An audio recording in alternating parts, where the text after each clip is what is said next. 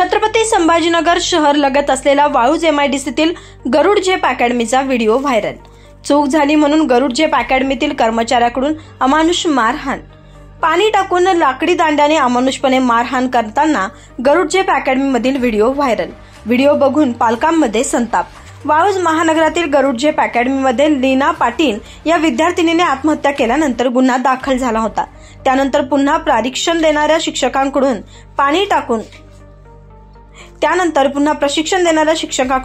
पाणी टाकून अमानुषपणे मारहाण करतानाचा व्हिडिओ व्हायरल झाला आहे। त्यामुळे पालक संताप व्यक्त करत असून यावर कारवाईची मागणी करत आहेत।